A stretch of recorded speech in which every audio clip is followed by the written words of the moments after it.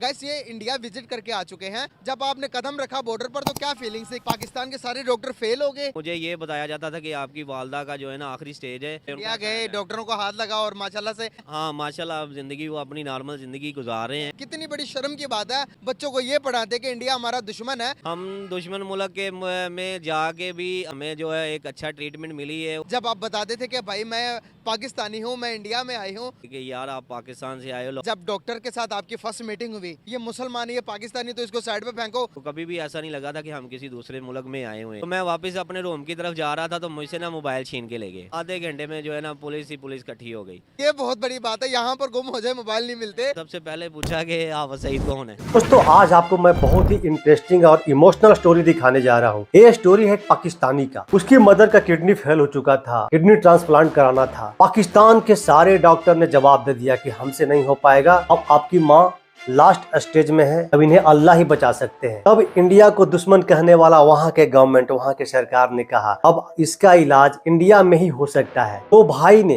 Medical visa पे India आया। India में इलाज कराने के बाद आज उसकी मदर बिल्कुल स्वस्थ है। लेकिन इस बीच में जो वाकया हुआ उसके साथ में बहुत ही दिलचस्प कहानी है दोस्तों। आखिरी में भाई ने एक बहुत ही जबरदस्त एक हादसा उसके साथ हुआ था, उसके बारे में जिक्र किया है। चलिए चलते हैं वीडियो की तरफ। गैस ये इंडिया विजिट करके आ चुके हैं, अपनी वालदा का केस लेके इंडिया गए थे। इंडिया के लोगों ने इनके साथ कैसा ट्रीट किया, वो हमारी पब्लिक को, हम थोड़ा अपने पब्लिक को एजुकेट कर सकें कि जो नफरतें हमारी मीडिया के थ्रू और पॉलिटिशियन के थ्रू भरी जाती है कि वहाँ पर मुसलमानों पर बड़ा जुल्म होता है। ये कोई 3 से 4 महीने और 2 से 3 दफ़ा विजिट करके आ चुके हैं इंडिया।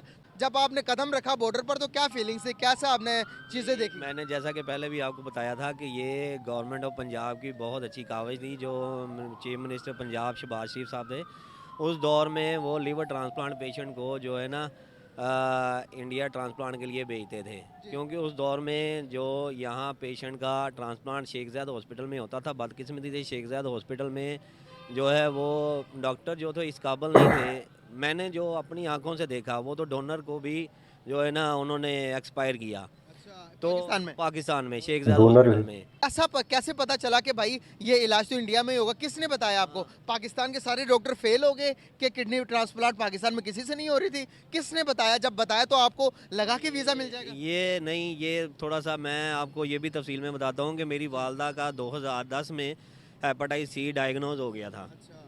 2010 से 2014 तक हम इसी तरह ही डॉक्टरों के जो है ना पाकिस्तान के जो डॉक्टर हैं, ये असल में जो डॉक्टरी शोबा है ना ये फरिश्तों जैसा है। लेकिन पाकिस्तान में बदकिस्मती से जो डॉक्टर है ना ये अब उसको देखते हैं जिसके पास जेबों में पैसा है। मैं 2010 से लेके 2013-14 तक जो है ना मुझे डायग्नोज ही नहीं हुआ कि मेरी वालदा को लीवर ट्रांसप्लांट हो सकता है। मैं कभी किसी डॉक्टर के पास, कभी किसी हॉस्पिटल के पास ऐसे ही धक्के खाता रहा। लेकिन मुझे ये बताया जाता था कि आपकी वालदा का जो है ना आखिरी स्टेज है, आपकी वालदा जो है ना किसी वक्त भी ना अल्लाह को प्यारी हो सकते हैं। लेकिन हमारी दुआएं थी, हमारी कोशिश थी। इंडिया गए, डॉक्टरों को हाथ लगा और माशाल्लाह से अभी सही है। हाँ माशाल्लाह, अब जिंदगी वो अपनी नॉर्मल जिंदगी गुजार रहे क्या हैं। बात है। किसी बताइए प्रोसेस ये है। फिर अब हम जब हमें पता चल गया कि आपने जो है ना लीवर ट्रांसप्लांट होना है, तो मैंने फिर जो है उसके लिए चीफ मिनिस्टर शहबाज शरीफ साहब के दरख्वास्त CM जमा करवाई। उसका मेडिकल बोर्ड बना शेख ज़ैद में।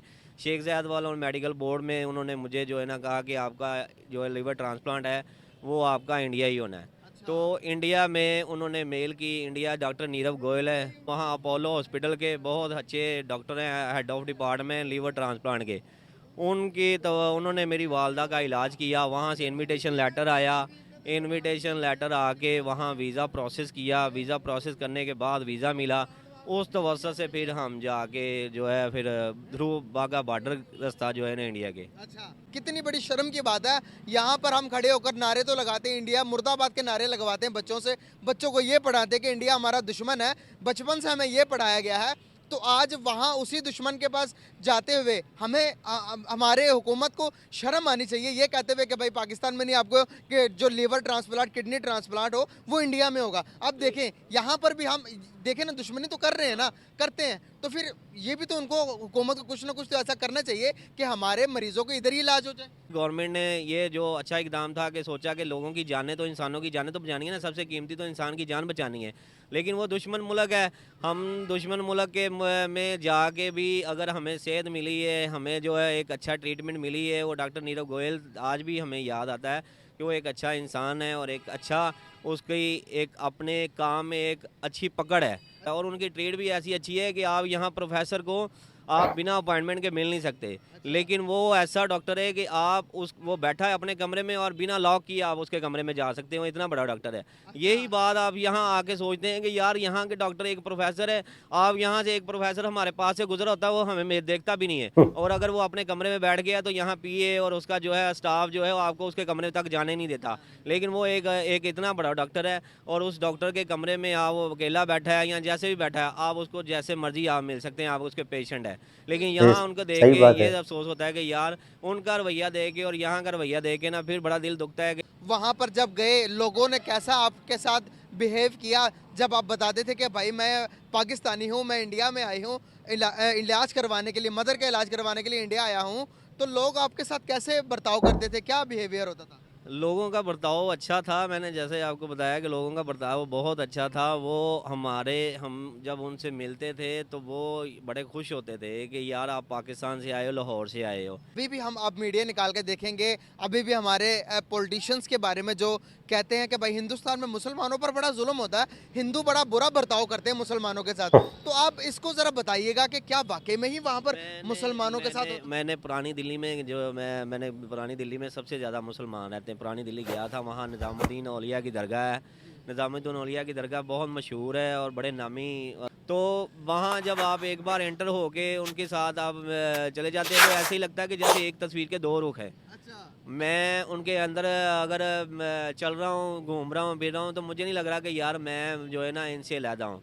हम एक जैसे ही लगते हैं, बस रहन सहन थोड़ा सा अलहदा है। लेकिन तो वो यही कहते थे कि यार पाकिस्तान में जो है ना बहुत हालात ख़राब है। मैं उनको यही कहता था यार पाकिस्तान में कोई हालात ख़राब नहीं है, हमें पीछे थे ना हाँ, 9-10 में पिछले- काफ़ी तो मैं ये कहता था कि यार ये हालात जो है ना ये दुनिया को हमारी जो है ना दिखाया जाता है, तो दिखाने वाले जो है ना वो दिखाने वाले अच्छाई नहीं दिखाते, बुराई दिखाते हैं। तो कैसे देखते हैं कि जब डॉक्टर के साथ आपकी फर्स्ट मीटिंग हुई, मुलाकात हुई, डॉक्टर ने आपको किस तरह से ट्रीट किया जब आपने बताया कि भाई मैं पाकिस्तान से हूँ, तो डॉक्टर का क्या बिहेवियर था, या डॉक्टर को पहले ही पता था कि ये पाकिस्तान से आए हैं, या इनको मतलब कि इतना ध्यान नहीं देना जिस तरह से हमारे लोग, हमारी मीडिया, हमारे लोग सोचते हैं कि वहाँ पर तो बस ये मुसलमान ये पाकिस्तानी तो इसको साइड पे फेंको, ध्यान नहीं देना, दूसरे भाई तुम आओ, इस तरह का कोई सीन था? नहीं नहीं, ऐसा कोई सीन नहीं था। डॉक्टर के नॉलेज में था। मैं अकेला नहीं गया था, उस वक्त के दौर में काफ़ी पेशेंट थे जो लीवर ट्रांसप्लांट करने के लिए पाकिस्तान से गए थे। तो उनके जो है रहन सहन का, हर चीज़ का, वो हॉस्पिटल जो है उन्होंने जो है अपने हॉस्पिटल के पास ही लोगों ने अपने होटल बनाए हुए थे, गेस्ट हाउस बनाए हुए थे, वहाँ रेंट आउट पे दिए हुए थे। तो वो लोग वहाँ जो है हिंदू थे, जो उन्होंने होटल बना के रखे हुए थे, लेकिन उन्होंने साथ में अपने मुसलमानों मुलाजमों को भी मुसलमान रखा हुआ था।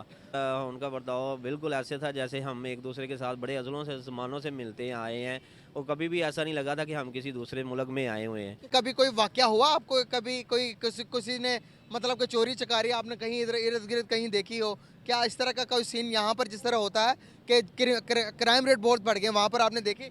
क्राइम वहाँ जो है, क्राइम मैंने तो नहीं देखा, लेकिन मेरे साथ सजावल अरसलान खान था, वो अपने वालिद साहब का इलाज करवाने गया हुआ था। उनके वालिद को कैंसर था लीवर का, वो मेरे साथ था। हम शॉपिंग करने के लिए गए थे, रात का कोई टाइम था 12 बजे का। तो मैं वापस अपने रूम की तरफ जा रहा था तो मुझसे ना मोबाइल छीन के ले गए। किस तरह से मोबाइल छीना? मेरा न्यू दिल्ली नेहरू प्लेस था, वहाँ मुझे ना मेरा मोबाइल ना बाइक पे 2 लोग आए, उन्होंने मुझसे ना मोबाइल छीन लिया। मोबाइल छीन के चले गए। अब वो मेरे साथ, मेरा तो मोबाइल नहीं था, मेरे साथ जो मेरा दोस्त था जो मेरे साथ उसका रहन सहन हुआ था पाकिस्तानी, उसको मैंने कहा यार अपना मोबाइल दो। उसने अपना मोबाइल दिया तो मैंने उससे पूछा कि यहाँ कॉल जो है आप पुलिस को बुलाने के लिए कैसे चलाएंगे। उसने कहा यार मुल्क दूसरा है, आप यहाँ कोई ऐसे वैसे काम में ना फंस जाना, मामला में 100 मामला। मैंने कहा यार अगर हक सच पे होता है ना, वो डरता नहीं है। मैंने वो कॉल चलाई, आधे घंटे में जो है ना पुलिस इकट्ठी हो गई। आते ही उसने जो है क्या ना, बताया था कॉल पे? मैंने कॉल पे बताया मैं लीवर ट्रांसप्लांट पेशेंट अपनी वालदा को लेके आया हूँ पाकिस्तान लाहौर से। वो मैंने कॉल चलाई, वो पूरी दिल्ली पुलिस को जो है ना हरकत में आ गई। वहाँ सच हुई, उन्होंने मेरा सारा वर्जन लिखा, पुलिस कालका जी पुलिस स्टेशन में FIR हो गई, मैं वापस आ गया। 2 महीने के बाद मुझे कॉल आई कि जी आपके मुलजम पकड़े गए हैं। पुलिस कालका जी ने, पुलिस स्टेशन वालों ने मुलज़म पकड़ लिए। मैंने कहा भाई अब मैं तो नहीं आ सकता, मैं तो मेडिकल वीज़े पे आया हूँ, मैं मेडिकल वीज़े पे ही आऊँगा। नहीं, आपने अदालत की बात मिस कर दी। अदालत में क्या हुआ था?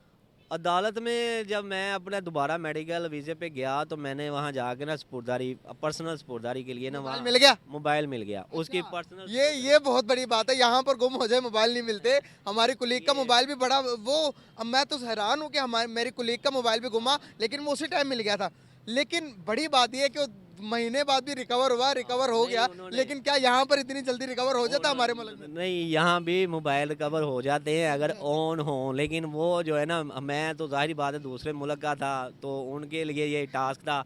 उन्होंने मेरे मुलज़म पकड़ लिए, उनको जो है ना फिर कैफरे करदार तक भी जो है ना उनको जेलों में डाल दिया। जो भी था उनका एक प्रोसेस था। लेकिन मैं जब स्पुर्दारी, पर्सनल स्पुर्दारी पे गया, मैंने दरख्वास्त दी तो वो जज साहब थे, उन्होंने ना मुझे जब डेट हेयरिंग थी, उस डेट हेयरिंग से ना मुझे कहा कि आपने 2 बजे आना है। आईओ ये स्टोरी बड़ी इंटरेस्टिंग है, ये जरूर सुनिएगा आप। अच्छा, आईओ को जो है वो आईओ ने मुझे फ़ोन किया। आईओ ने कहा कि जी आपने कोर्ट में 2 बजे आना है। जब मैं इंटर हुआ, कोर्ट में केस था मुझसे पहले एक हेयरिंग पे, वो ख़त्म हुआ तो मुझे जो है ना बुला लिया गया। कोर्ट में बुलाने के बाद जज साहब ने जो है ना कहा जी आए जी, आपका बड़े अच्छे से इंतज़ार हो रहा था कि मेरे पास भी किसी पाकिस्तानी का केस लग गया है। मैं कहा जी, कहना जी बात किस्मत थी, ये वकूआ तो कहीं भी हो सकता है, पाकिस्तान में भी होते वाकई में होंगे, सही कई बात दुनिया है। में हो गया, लेकिन सबसे बड़ी बात है कि आपका मोबाइल जो है ना रिकवर हो रिकवर हो गया। मैं कहा जी ये तो बात इनकी अच्छी है कि मोबाइल रिकवर हो गया, तो मैं उसी के लिए आया हूँ। कहता जी चलें ये तो साइड पे, आप मुझे ना कुछ सवालों के जवाब दें। मैंने कहा अच्छा सर। कहता जी मुझे बताएं कि पाकिस्तान के बारे में मैं कुछ सवाल पूछना चाहता हूँ। मैं कहा सर पाकिस्तान के बारे में 100 बिस्मिल्लाह, मैं ज़रूर बताऊँगा जी। तो उन्होंने मुझे सबसे पहले पूछा कि हाफ़िज़ सईद कौन है। मैंने कहा भाई मैं तो मेरे मूसा का बेटा। मैं कहा जी मैं तो नहीं हाफ़िज़ सईद साहब को जानता, वो होंगे मामला देने। कहता जी नहीं जी आप बताएं। मैं कहा जी मुझे नहीं पता। अच्छा, फिर उसके बाद उन्होंने कहा कि ये बताएं कि जो है वो हाफ़िज़ सईद वहाँ आज़ाद फिरता है। मैंने कहा सर मुझे क्या पता हो गया आज़ाद फिरता है, लेकिन ये इतना पता है कि वहाँ उन पे पाबंदियाँ हैं। मुझे नहीं पता यार, हमने कभी नहीं और देखा। मैंने देखा नहीं। मैं कहा जी वहाँ उनके पाबंदियाँ हैं, ये मुझे पता है। फिर कहता जी वहाँ असला जो है ना सरेआम बिकता है। मैं कहा जी कोई ऐसी बात नहीं है को वहाँ सरेआम बिकता हो। मैं कहा एक कानून है, एक कानून है, कानूनी अदारी है, कानून की बालादस्ती है, कानून के दायरे में सारा रखते हैं। मैंने तो अपनी ज़िंदगी में लाहौर में कहीं नहीं देखा कि जो है ना असला सरेआम बिकता हो। वो आतंकवाद कहते हैं, वो आतंकवादियों को आप जो है ना वो ट्रेनिंग देते हैं। मैं कहा जी कोई ऐसी बात नहीं है, वो एक रियासत है, अपने मुल्क के तहफ़्फ़ुज़ के लिए सारी काम करती है। और मैंने वहाँ कहने का मकसद ये है कि जज साहब उनका माइंडसेट कैसा, मीडिया में किस तरह? जज साहब ने सवाल इसलिए किए कि यार कहते हैं मैं खुद कश्मीर का रहने वाला हूँ, मैंने आपसे सवाल इसलिए किए कि हमें पाकिस्तान के बारे में ये बताया जाता है। दुश्मन मुल्क कहने वाला वो पाकिस्तानी बहुत ही उम्मीद से यहाँ आए थे। आज उनकी मदर बिल्कुल स्वस्थ है, ये हमारे डॉक्टरों का देन है। हम उनका एक सही सफल पूर्वक इलाज किया। दोस्तों आपको एक वाकया याद होगा, एक वीडियो आप देखे होंगे, वायरल वीडियो। जब इंडिया और पाकिस्तान से जब युद्ध हुआ था तो उनके कई फौज घायल पड़े हुए थे पहाड़ों पे, बर्फ पे, और कई डेड बॉडी था। तब उनके जो साथी थे उनको छोड़कर वहां से भाग गए थे। अब हमारी फौज ने उसे उठाकर लाया और बाकायदा उसको ट्रीटमेंट कराया, इलाज किया, और जो डेड बॉडी था उसको उनके नियम के हिसाब से उसको दफन किया। तो ये है हमारा इंसानियत। अगर आप मेरे चैनल पर नए हैं तो सब्सक्राइब करें, वीडियो को लाइक करें, शेयर जरूर कीजिएगा। तो मिलते हैं एक न्यू रिएक्शन वीडियो, तब तक के लिए नमस्कार, जय हिंद।